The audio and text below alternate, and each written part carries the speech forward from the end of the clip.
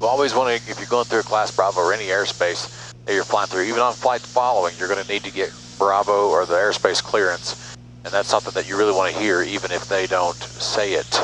So if they say, if I said checking in at 900,500, and they said 263 Yankee, Cincinnati altimeter 3004. Well, if you have a flight path that takes you through the Class Bravo on one of the rings, then you need to request a very specific clearance. Hey, I would respond and say 263 Yankee 004, and are we cleared through the Bravo?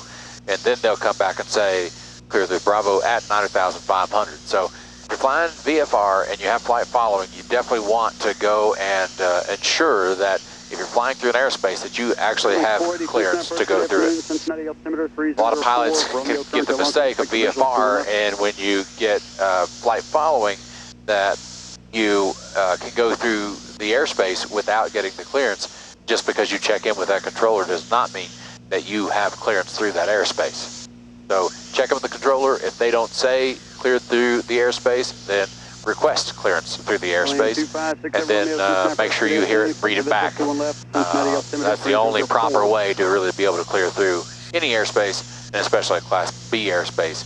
The flight path that you are following, you may be in a departure or arrival corridor, and all you got to do is ask ATC for clarification if you don't understand something. Man, I've never had a controller just, you know, just be a butthole. Even in Lexington one time, I was a brand new pilot and he said line up and wait, and I had no idea what line up and wait meant. No clue what line up and wait meant. And so he said, whatever my tail number is, 55907 Golf, runway 27, line up and wait. And I said, 27, yeah, hold short at Bravo, or Alpha, whatever it was. And he said, no, 5597 Golf, it was line up and wait, runway 27. And I said, do you just want me to get on the runway, or what is it you want me to do? And he said, oh, I'm sorry. And he went through the process of explaining how it used to be called position and hold. So you position for takeoff and you hold.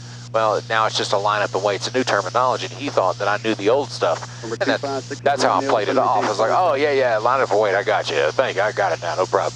So he explained line up and wait. Just get on the runway and hold in position until we give you takeoff clearance. And that's all it was. But he was super great about it. Those Lexington controllers are always awesome to us.